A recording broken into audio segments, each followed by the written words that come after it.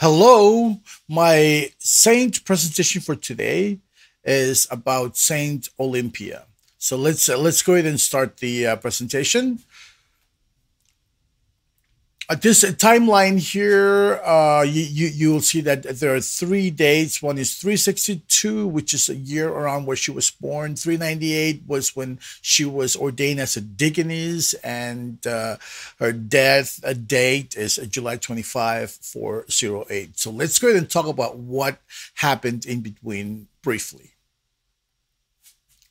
So, well, first, before we go there, let's look at Saint Olympia. Is known as a widow, young widow, and her date in the saint calendar is December 17th.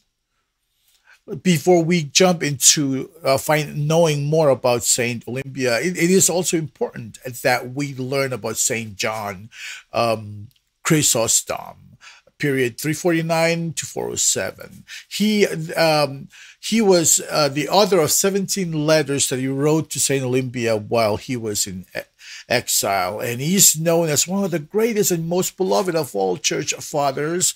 And he had been the Archbishop of Constantinople, which is a capital city of the Roman Empire. And he's also the greatest Greek-speaking biblical commentator, and he's also known as Saint Olympia's spiritual father. So let's go ahead and dive into Saint Olympia's life. She was born around the year 362. Was born to a pagan family in the upper aristocracy of the imperial city of Constantinople.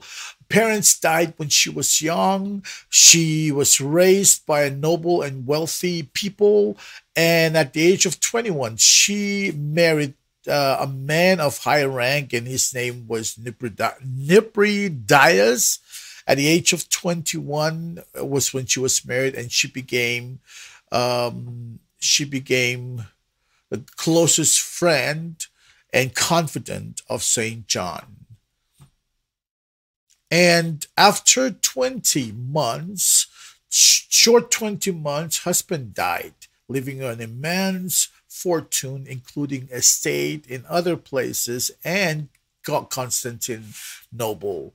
The suspicion at the time was that because of her wealth, that she was thought to be remarried, but instead she refused to remarry and dedicate the rest of her life to consecrated celibacy.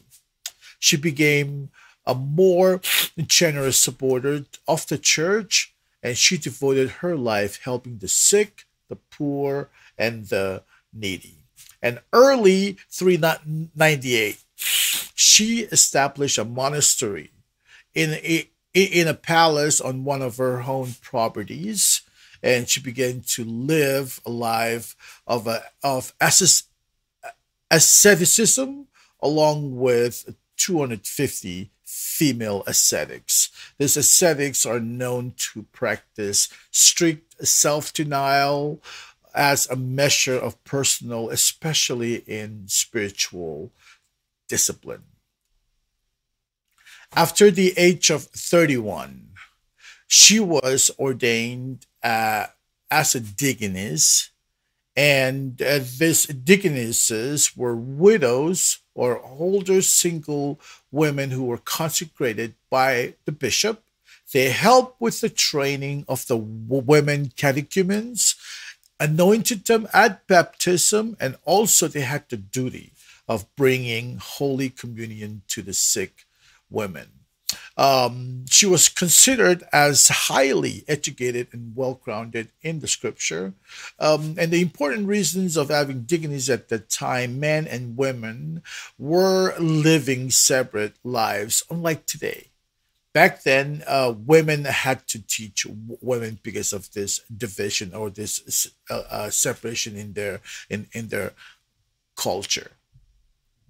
And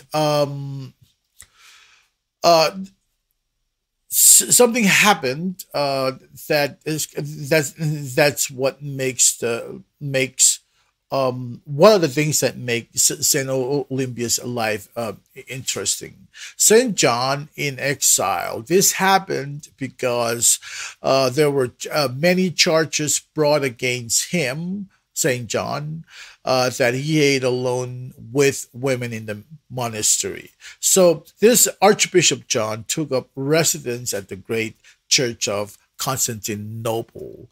He and Saint Olympia became very close, where he was a became also considered as a spiritual father. At this time, Saint Olympia had 13 nuns that she supervised. So with this creates a very close relationship with our Archbishop John with his women, including his confidant Deaconess, Saint Olympias. And after he was sent into exile, there were more oppositions brought against the Johnites.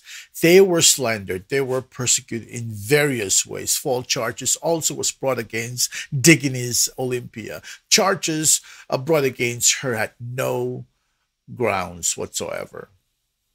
So eventually, Saint Olympia in 405 finally left the capital city in what they called a self-imposed exile. She settled in Nicomedia, where she continued living her life of charitable works.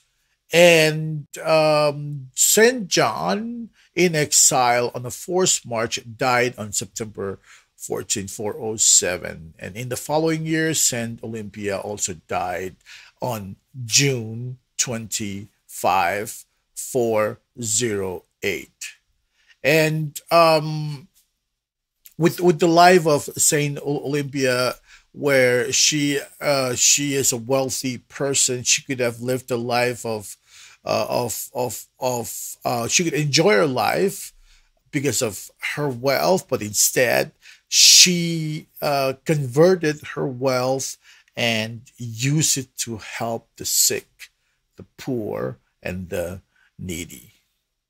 And the reflection of this presentation that I'd like to leave with you is lay not up to yourself treasures on earth, but in heaven, where neither rust nor dust nor moth doth consume.